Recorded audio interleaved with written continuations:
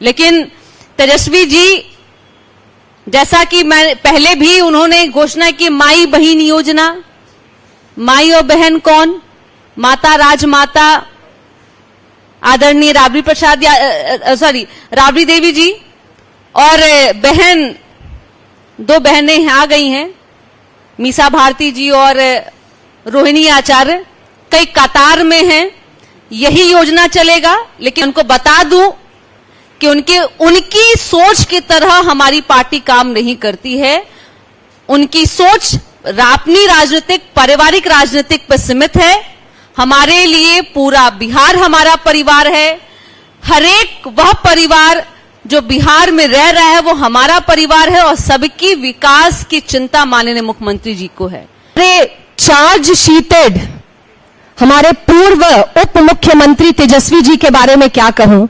उनकी माई बहन योजना, बस एक योजना का छलावा देकर वो चाहते हैं कि प्रदेश की, बिहार की महिलाएं और बेटियां जो हैं उनकी झोली में वोट डाल दे। तो मैं बताना चाहूंगी हमारी विपक्ष को कि हमारी बेटियां हमारे ही माननीय मुख्यमंत्री जी की शिक्षा प्राप्त कर अब अपना मन सुदृढ़ कर चुकी हैं कि जिन्होंने उनके उत्थान के लिए इस इतने वर्षों में, 19 वर्षों में कार्य किया है, वो दोबारा उन्हीं की झोली में अपने वोट डालेगी। संवाद पे बोल रहे थे, निगेटिव नैरेटिव सेट करने की कोशिश कर रहे थे, कह रहे थे कि पैसों की ये बर्बादी है। निश्चित रूप से उन्हें लगेगा, महिलाओं पे खर्च किए गए पैसे उनको बर्बादी लगेगी। महिलाओं के लिए जो कल्याणकारी योजना है उनको बर्बादी लगेगी। महिलाओं के लिए हो रहे काम, विकास परक काम, उनके लिए निश्चित रूप से बर्बादी लगेगी, क्योंकि उनके लिए महिला का मतलब सिर्फ अपने परिवार की महिलाओं का सशक्तिकरण और अपने परिवार की महिलाओं का विकास है, इसके अलावा कुछ भी नहीं।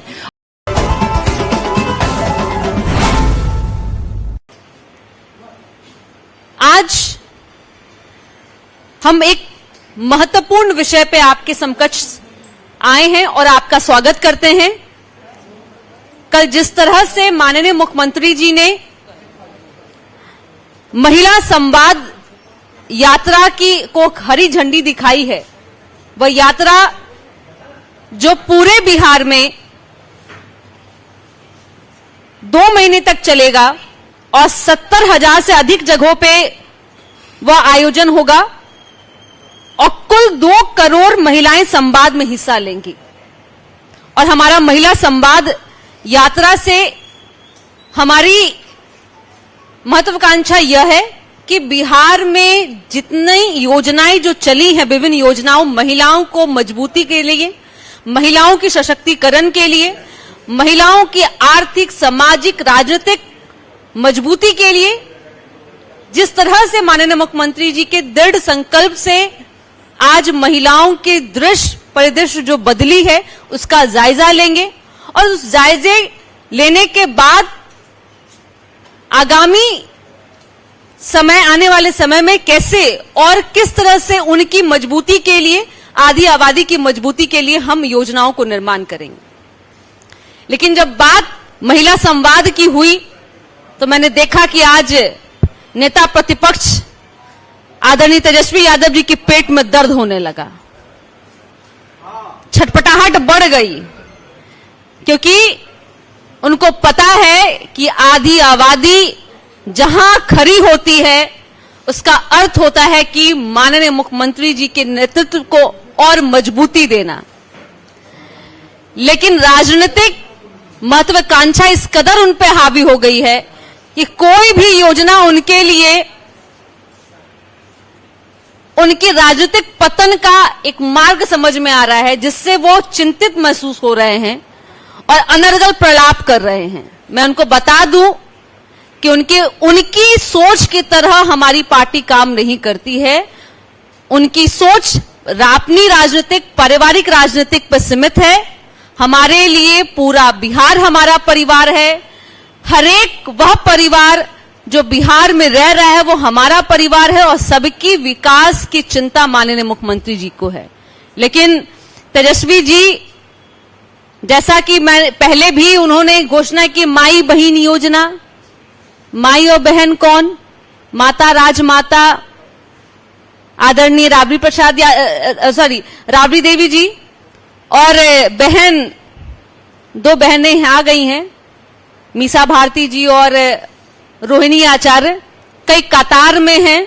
यही योजना चलेगा, लेकिन हमारी योजना है सीधा संवाद, महिला से संवाद, उनकी सशक्तिकरण में किस तरह की विकास की गाथा लिखी गई है और कहां अभी हम पीछे हैं, इसका जायजा लेकर के उनकी मजबूती के लिए काम करेंगे।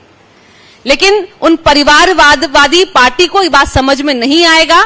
आप चिल्लाइए, आप रोइए, लेकिन वोट वहीं गिरेगा जहां महिलाओं को सम्मान होगा। महिला की सम्मान के लिए नीतीश कुमार जी हैं और वोट भी 2025 में महिलाएं इसी रूप में बताएंगी। महिला जिसको 50% आधी आबादी कहा जाता है, और आज जब हमारी महिला संवाद यात्रा हमारे माननीय मुख्यमंत्री जी ने झंडी दिखाकर उसको रवाना किया है, तो हमारी विपक्ष के पेट में बहुत तेज की मरोड़ उठ रही है। वो विपक्ष जिसने आज तक महिलाओं के उत्थान के लिए, उनके सशक्तिकरण के लिए कुछ भी नहीं किया, और आज वो भयभीत है कि कैसे ये महिला संवाद यात्रा ऐसा ना हो जाए कि माननीय मुख्यमंत्री जी के किए हुए कार्यों के लिए ये जो यात्रा निकाली गई है और हमारी बहन और बेटियों से वार्ता करेगी कि उन्हें कोई तकलीफ, कोई दिक्कत, कोई परेशानी तो नहीं, कहीं ये उनके कम महिला वोट का सबब ना बन जाए। तो विपक्ष के नेता तेजस्वी जी, पेट में मरोड़ आगे के लिए भी तैयार रहिए, क्योंकि ये पहली बार नहीं है कि हमारे मुख्यमंत्री श्री नीतीश कुमार जी ने अपनी बेटियों और अपने बहनों के लिए कोई ऐसी यात्रा निकाली हो। वर्तमान में ये यात्रा निकली है और पहले भी कई यात्राओं के माध्यम से उन्होंने अपने प्रदेश की बहनों, माताओं और बेटियों से संवाद कर उनकी परेशानी और उनकी दिक्कतों का जायजा लिया है। अब मैं हमारे चार्ज शीटेड हमारे पूर्व उप मुख्यमंत्री तेजस्वी जी के बारे में क्या कहूं। उनकी माई बहन योजना, बस एक योजना का छलावा देकर वो चाहते हैं कि प्रदेश की, बिहार की महिलाएं और बेटियां जो हैं उनकी झोली में वोट डाल दे। तो मैं बताना चाहूंगी हमारी विपक्ष को कि हमारी बेटियां हमारे ही माननीय मुख्यमंत्री जी की शिक्षा प्राप्त कर अब अपना मन सुदृढ़ कर चुकी हैं कि जिन्होंने उनके उत्थान के लिए इस इतने वर्षों में 19 वर्षों में कार्य किया है, वो दोबारा उन्हीं की झोली में अपने वोट डालेगी। हम अगर अपने मुख्यमंत्री श्री नीतीश कुमार जी को देखें तो हम यहां 3 बहनें बैठी हैं। एक प्रवक्ता सिर्फ होने के नाते नहीं, इस प्रदेश की बेटी और बहन होने के नाते हम उन्हें एक पिता स्वरूप देखते हैं। एक बेटी का जन्म घर में होता है तो भाई मां बाप के कंधे झुक जाते हैं ये बोलकर कि वो बेटी जो है वो एक बोझ के रूप में जन्म ली है। लेकिन आज 2005 के बाद से हमारे पिता स्वरूप माननीय मुख्यमंत्री जी ने बेटियों के लिए जितना काम किया है, आज बेटियों को अभिशाप नहीं बल्कि आशीर्वाद माना जाता है। 2005 के पहले की ज्यादा चीजों को मैं गिनाना नहीं चाहूंगी, क्योंकि हमारे पास अपनी उपलब्धियां गिनाने के लिए इतना कुछ है कि अगर बोलने जाए तो यह प्रेस वार्ता 5 मिनट 10 मिनट क्या 5 घंटे से पहले खत्म नहीं होगी। लेकिन मैं यहां जरूर कहना चाहूंगी कि राजद सुप्रीमो लालू प्रसाद यादव जी ने अभी से कुछ महीने पहले हमारे बिहार को, बिहार उनकी एक्स की पोस्ट में याद कर रही हूं, एक्स की पोस्ट में उन्होंने बिहार इज इक्वल टू बलात्कार शब्द का प्रयोग किया था। अरे भाई आप कैसे इंसान हैं? अरे भाई आप कैसे पूर्व के हमारे मुख्यमंत्री हैं कि हमारे बिहार प्रदेश के नाम को एक्स की पोस्ट पर शर्मसार करने में भी आपको लज्जा नहीं आई थी? इस तरह के शब्दों का आप प्रयोग करते हैं। और उसी तरह से हमारे चार्ज शीटेड तेजस्वी जी भी सिर्फ एक माई बहन योजना अंतर्गत हमारी बहनों के वोट को लूट लेना चाहते हैं। तो घबराइए नहीं, हमारी बेटियां सशक्त हो चुकी हैं और आपको वो 2025 में दिखा के जरूर दम लेंगी कि वो वोट जो है वो विकास की गोद में डालेंगी, ना कि किसी दूसरी अन्य पार्टी के गोद में। अभी अभी सुनने में आया कि कांग्रेस भी जो है हमारी, वो भी हमारी विपक्ष की पार्टी, वो भी महिला संवाद के लिए बहुत ही लालायित हो उठी है। तो भाई चलिए ठीक है, कोई बात नहीं, देर आए दुरुस्त आए। और हमारे माननीय मुख्यमंत्री जी से प्रभावित होकर, उनके महिला सशक्तिकरण के कार्यों से प्रभावित होकर आप भी संवाद यात्रा निकाल लीजिए। लेकिन ध्यान रहे कि महिला वोटर हमारे विकास पुरुष माननीय मुख्यमंत्री जी के साथ है और साथ थी और भविष्य में भी साथ रहेगी। थोड़े अगर हम लोग आंकड़ों में थोड़ा चले जाएं अगर, तो जैसे मैंने कहा कि एक परिवार में बेटी का जन्म हो तो उसे बोझ मान लेते हैं, लेकिन मुख्यमंत्री जी के कार्यों की वजह से बेटियां अब बोझ नहीं आशीर्वाद हो गई हैं। तो बेटी के जन्म पर 1 वर्ष पूरा होने पर तथा आधार कार्ड पंजीयन कराने पर हमारी बेटियों को बहुत अच्छे से अनुदान राशि दी जाती है। जब बेटियां अपनी प्रारंभिक शिक्षा में स्कूल जाना शुरू करती हैं तो उन्हीं के लिए कन्या उत्थान योजना के तहत हमारे माननीय मुख्यमंत्री ने बालिका साइकिल योजना और छात्रवृत्ति योजना का लाभ हमारी प्रदेश की बेटियों को दिया है। जब वो इंटर पास करती हैं तो 25,000 की राशि उनको दी जाती है। जब वो स्नातक पास करती हैं तो उन्हें 50,000 का स्कॉलरशिप दिया जाता है। और मैं बता दूं कि हमारी बेटियों की शादी की जिम्मेदारी भी हमारे मुख्यमंत्री नीतीश कुमार जी ने अपने कंधे पर उठाई है। तो इतनी योजनाओं के तहत हमारी बेटियों के कल्याण के लिए, हमारी बेटियों के उत्थान के लिए हमारे माननीय मुख्यमंत्री जी जो काम कर रहे हैं, उसकी तुलना ये माई बहन योजना की 2500 की राशि क्या करेगी। ये 2500 की राशि तो वही बात हो गई कि चलिए भाई ऊंट के मुंह में जीरा। ये हमारा योजना, हमारे माननीय मुख्यमंत्री जी के द्वारा चलाई गई योजना कहीं भी स्टैंड नहीं करती ये माई बहन योजना के तहत। और मुख्यमंत्री नीतीश कुमार जी की सशक्तिकरण नीति रही है, वेमेन एम्पावरमेंट की दिशा में जो काम उन्होंने किया है उसको लेकर के कल महिला संवाद रथ 600 डिजिटल रथ को माननीय मुख्यमंत्री जी ने हरी झंडी दिखा करके रवाना किया। उसके बाद से लगातार विपक्ष के द्वारा बयान आने लगे, बैठकें होने लगी और एक निगेटिव परसेप्शन, निगेटिव एक बयान आना शुरू हुआ। और एक चीज और आप लोगों को देखने को मिला होगा कि माननीय मुख्यमंत्री नीतीश कुमार जी ने महिला सशक्तिकरण जो बिहार में किया है, महिलाओं को, आधी आबादी को जो उनका कॉन्स्टिट्यूशनल राइट, समानता का अधिकार जो होता है, राजनीतिक, शैक्षणिक, आर्थिक और वो तमाम अधिकार जो उन्होंने सुनिश्चित कराया। तो अच्छी बात, सुखद बात ये लगी कि लगातार जो महिला विमर्श हो रहा है विपक्ष के द्वारा, तो उन्हें अब समझ में आया कि महिला शक्ति क्या होती है। वरना 2005 के पहले की जो सरकारें रही, मैक्सिमम सरकारें विपक्ष की ही रही बिहार में, महिलाओं के साथ विमर्श तो दूर की बात है, उनके जो अधिकार थे, उनके जो सपने थे, उसके लिए भी विपक्ष ने कभी नहीं सोचा था। महिलाएं तो कभी एक हम कहें कि एक मनुष्य के तौर पे उनको माना ही नहीं जाता था। घर की दहलीज के अंदर बंद थी, दरवाजे तो दूर, रोशनदान को भी बंद कर दिया गया था। तो माननीय मुख्यमंत्री नीतीश कुमार जी ने महिलाओं को सशक्त करके एक महिला विमर्श का वातावरण बनाया है। ये एक सुखद, लगातार जो विपक्ष की चिंताएं हो रही है, कांग्रेस कह रही है कि महिलाओं के साथ बैठक करेंगे, प्रशिक्षण करेंगे, नेता प्रतिपक्ष भी लगातार बयान दे रहे हैं।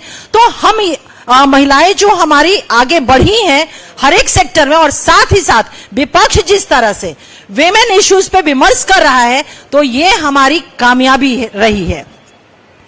अभी अनुप्रिया जी ने आपको बताया कि जो रथ रवाना हुए 600 रथ रवाना हुए, डिजिटल रथ, वो 60 दिनों में 2 करोड़ बिहार की महिलाओं से संपर्क स्थापित करेंगे, संवाद स्थापित करेंगे और वो जानना चाहेंगे, जिसमें जीविका दीदी भी होगी, महिला दीदी भी हमारी होंगी, ममता दीदी भी होंगी, तमाम वो महिलाएं होंगी जो समाज को योगदान दे रही हैं, समाज में वो आगे बढ़ रही हैं, और आम महिलाओं से भी कि जो कल्याणकारी योजनाएं 2005 के बाद से माननीय मुख्यमंत्री नीतीश कुमार जी की चली हैं, जिससे एक महिला सशक्तिकरण स्पष्ट तौर पे महिलाओं के का लाइवलीहुड में परिवर्तन हम लोग को स्पष्ट तौर पे देखने को मिला है। तो और उन योजनाओं को किस तरह से हम और ज्यादा प्रभावी ढंग से पहुंचा सकते हैं या उनके क्या सुझाव हैं, क्योंकि इसके पहले तो महिलाओं के साथ विमर्श ही नहीं होता था, उनका राय लेना भी उचित नहीं समझा जाता था। और आप ये इस बात को देखेंगे कि माननीय मुख्यमंत्री नीतीश कुमार जी की अनेकों यात्राएं उन्होंने किया है, बिहार के आवाम के बीच में जाकर के संपर्क स्थापित किया है, उनसे संवाद स्थापित किया है, और जो बातें, जो फीडबैक मिली है, वो पटना आकर के अपने सेक्रेटेरिएट के माध्यम से नई कल्याणकारी योजनाओं का निर्माण हुआ है, संस्थागत ढांचों का निर्माण हुआ है, लोक शिकायत निवारण अधिनियम अगर हम बात करें तो उसी की एक बहुत बड़ी वो कानून हमारी देन है।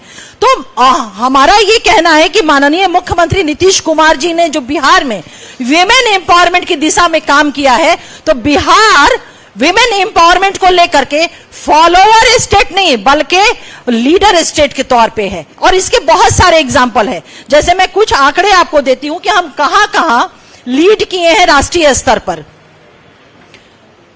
जीविका समूह है 1,30,00,000, देश में सबसे ज्यादा जीविका समूह बिहार में है, महिला सशक्तिकरण की दिशा में ये, और राष्ट्रीय रैंकिंग में बिहार जीविका समूह को लेकर के नंबर 1 पर है। पंचायतों में महिलाओं को आरक्षण जो 50% मिला, उसका परिणाम ये हुआ कि हमारी महिलाएं ना सिर्फ 50% सीट पे बल्कि उससे ज्यादा सीटों पर हुई, और ये जो है राष्ट्रीय रैंकिंग में बिहार नंबर 1 पे है। और जब हम कहते हैं कि लीडर स्टेट है ना, तो छत्तीसगढ़ इस 50% हमारे आरक्षण की जो पॉलिसी रही उसको छत्तीसगढ़ स्टेट ने अपनाया, जीविका को आंध्र प्रदेश ने अपनाया। पंचायती प्रधानमंत्री आवास योजना में महिला लाभार्थी जो होती है, बेनिफिशियरी होती है, वो राष्ट्रीय रैंकिंग में बिहार दूसरे नंबर पे है, और इसको अपनाने वाला स्टेट जो है वो उत्तर प्रदेश है। महिला स्वरोजगार हेतु लघु ऋण वितरण जो रहा है, उसमें राष्ट्रीय रैंकिंग में बिहार दूसरे नंबर पर है, और इसको अपनाने वाला स्टेट तमिलनाडु है। महिला उद्यमी एसएचजी, जिसको हम स्वयं सहायता समूह, सेल्फ हेल्प ग्रुप के नाम से जानते हैं, इसमें राष्ट्रीय रैंकिंग पे बिहार नंबर 1 पर है, और हमारी इस योजना को अपनाने वाला राज्य महाराष्ट्र है। बाल विवाह दर में भारी गिरावट आई बिहार में सामाजिक क्षेत्र में, और इसको जो हमारी पॉलिसी रही है बाल विवाह को रोकने को लेकर के, उसको पश्चिम बंगाल ने अपनाया है। कन्या उत्थान योजना, लाभार्थी योजना, इसमें जो राष्ट्रीय रैंकिंग में हम नंबर 1 पर है, और मध्य प्रदेश ने हमारी एजुकेशन पॉलिसी जो बच्चियों को लेकर के रही, महिलाओं को लेकर के रही, उसे मध्य प्रदेश स्टेट ने अपनाया है। 8वां नंबर पे मुख्यमंत्री बालिका साइकिल योजना। आप जानते हैं कि यह योजना न सिर्फ राष्ट्रीय स्तर पर बल्कि वैश्विक स्तर पे भी शोध का विषय, विमर्श का विषय, और शोध के लिए टीम भी यहां आई थी कि किस तरह से साइकिल योजना जो नीतीश कुमार जी की रही, बिहार की बेटियों के अंदर आत्मबल, उनमें निर्णय लेने की और नेतृत्व करने की क्षमता पैदा किया। तो इस योजना को हमारा पास का स्टेट झारखंड है, उसने अपनाया, और राष्ट्रीय रैंकिंग में बिहार नंबर 1 पर है। सार्वजनिक वितरण प्रणाली, जिसको डिजिटलीकरण कहते हैं, वो राष्ट्रीय रैंकिंग में हम 4थे नंबर पर है, और छत्तीसगढ़ ने इसको अपनाया है। और वो कौन से क्षेत्र में? खाद्य सुरक्षा क्षेत्र में। जन धन महिला खाता धारक जो जन धन योजना हमारी थी, उसमें राष्ट्रीय रैंकिंग में बिहार 3रे नंबर पर है, और इसको उत्तर प्रदेश ने अपनाया है, और यह जो है वित्तीय समावेशन की तरफ इंगित करता है। ग्रामीण आजीविका मिशन में सक्रिय महिला नंबर 1 पर बिहार यहां पर भी है राष्ट्रीय स्तर पर, उड़ीसा ने इसको अपनाया है। प्रधानमंत्री मातृ वंदन योजना बेनिफिशियरी जो हमारी है, वो राष्ट्रीय रैंकिंग पर इस योजना को लेकर के बिहार 2रे नंबर पर है, और राजस्थान ने हमारे इस सिस्टम को, हमारे इस प्रणाली को अपनाया है। One stop crisis centre, Nirbhaya के बाद आप लोगों ने देखा होगा कि जिस तरह से पूरे देश में विमेन रिलेटेड जो ऑफेंस थे, हिंसा थे, उसको लेकर के निर्णय हुए, उसी निर्णय के तहत वन स्टॉप क्राइसिस सेंटर का भी निर्माण हुआ। बिहार, आपको खुशी होगी इस बात को जानकर के कि विमेन जो वायलेंस है उसको लेकर के हमारी सरकार बहुत ही सजग और बहुत ही संवेदनशील और वैसे अपराधों के ऊपर इमीडिएट कार्रवाई करने वाली संवेदनशील हमारी सरकार है। और इस मामले में भी बिहार राष्ट्रीय स्तर पर रैंकिंग में दूसरे नंबर पर है और हमारे उस तौर तरीके को, हमारे उस एग्जीक्यूशन की पॉलिसी को उत्तर प्रदेश ने अपनाया है। महिला शौचालय निर्माण, जिसे हम SBB कहते हैं, स्वच्छता से जुड़ा हुआ यह योजना है हमारी। राष्ट्रीय रैंकिंग में बिहार तीसरे नंबर पर है और जिस तरीके से हमने इस तीसरा रैंकिंग हासिल किया है उसे गुजरात ने अपनाया है। ग्रामीण महिलाओं में के पेयजल कनेक्शन को लेकर के बिहार राष्ट्रीय स्तर पर दूसरे रैंकिंग पर है, जल आपूर्ति से संबंधित योजना है और हरियाणा ने इसे अपनाया है। हम लीडर स्टेट के तौर पे हम हैं यहां भी।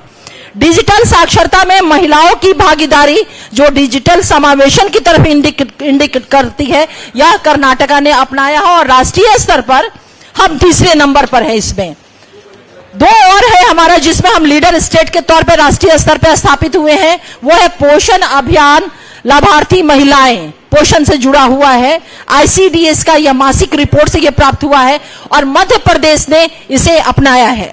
महिला हिंसा रिपोर्टिंग में वृद्धि, दिल्ली ने इसे अपनाया है और हम राष्ट्रीय स्तर पे 5वें में। और कृषि में महिलाओं की भागीदारी, ये एक बहुत ही महत्वपूर्ण है कि कृषि एक ऐसा क्षेत्र था जो माना जाता था कि वो पुरुषों से जुड़ा हुआ है, लेकिन नीतीश कुमार जी की, माननीय मुख्यमंत्री नीतीश कुमार जी की महिला सशक्तिकरण ओवरऑल डेवलपमेंट की जो पॉलिसी रही, मुकम्मल पॉलिसी रही, उसमें कृषि सेक्टर भी अनछुआ नहीं रहा। यहां भी बिहार की महिलाओं ने जो काम किया है कृषि विभाग को लेकर के, कृषि को के सेक्टर में राष्ट्रीय स्तर पर बिहार चौथे नंबर पर रैंकिंग में है और पश्चिम बंगाल ने इसे अपनाया है। तो बिहार ने महिला सशक्तिकरण के कई क्षेत्रों में राष्ट्रीय स्तर पर अग्रणी स्थान हम लोगों ने प्राप्त किया है, जो दिखाता है कि माननीय मुख्यमंत्री नीतीश कुमार जी की महिला एम्पावरमेंट को लेकर के जो पॉलिसी थी, किस तरह से वो धरातल पर फलीभूत हुई है। मैं पूछना चाहती हूं कि कांग्रेस से, कि कांग्रेस प्रेस कॉन्फ्रेंस करती है, भ्रष्टाचार पे बोल रही है, पलायन पे बोल रही है और भी महिला संवाद पर अगर वो बोल रही है, तो मैं पूछना चाहती हूं कि राष्ट्रीय जनता दल के नेता के साथ बैठ करके क्यों नहीं प्रेस कॉन्फ्रेंस कर रहे हैं? क्यों नहीं आप इस विषय पे बोल रहे हैं? चारा घोटाला, अलकतरा घोटाला, डर गए हैं क्या कि कहीं बैठेंगे तो दामन, उनके भी दामन पे इसका छींटा ना पड़ जाए? कांग्रेस की जो भ्रष्टाचार की बातें रही हैं, एक तरफ तो केजरीवाल जी को वो कहते हैं, केंद्र का जब चुनाव होता है, लोकसभा चुनाव होता है, तो केजरीवाल जी इनके लिए ईमानदार व्यक्ति बन जाते हैं। लेकिन जब विधानसभा का चुनाव होता है तो कांग्रेस की सरकार, कांग्रेस वहां पर केजरीवाल जी को बेईमान कहती है, भ्रष्टाचारी कहती है। तो ये वो तय कर ले कि अगर केजरीवाल जी भ्रष्टाचारी हैं तो नेता प्रतिपक्ष बिहार तेजस्वी यादव जी को किस संज्ञा से वो नवाजेंगे? क्योंकि हम लोग जानते हैं चार्जशीटेड है ना भाई। बोल रहे थे अभी थोड़ी देर पहले प्रेस कॉन्फ्रेंस में, नेता प्रतिपक्ष महिला संवाद पे बोल रहे थे, निगेटिव नैरेटिव सेट करने की कोशिश कर रहे थे, कह रहे थे कि पैसों की ये बर्बादी है। निश्चित रूप से उन्हें लगेगा, महिलाओं पे खर्च किए गए पैसे उनको बर्बादी लगेगी। महिलाओं के लिए जो कल्याणकारी योजना है उनको बर्बादी लगेगी। महिलाओं के लिए हो रहे काम, विकास परक काम, उनके लिए निश्चित रूप से बर्बादी लगेगी, क्योंकि उनके लिए महिला का मतलब सिर्फ अपने परिवार की महिलाओं का सशक्तिकरण और अपने परिवार की महिलाओं का विकास है, इसके अलावा कुछ भी नहीं।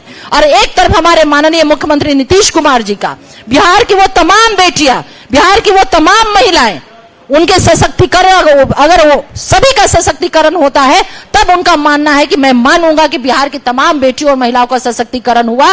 पूरा बिहार माननीय मुख्यमंत्री नीतीश कुमार जी का परिवार है और यही कारण है कि हम जानते हैं कि विकास एक सतत प्रक्रिया है। विकास कभी मुकम्मल नहीं हो सकता है जब तक ये सृष्टि है, डेवलपमेंट होता रहेगा। और उसी सतत प्रक्रिया एक शाश्वत है कि जिसके वजह से महिला संवाद रथ निकाला गया। उसमें क्या कह रहे हैं कि महिला संवाद रथ की जरूरत क्यों? वोट बैंक, वोटरों की बात कर रहे हैं।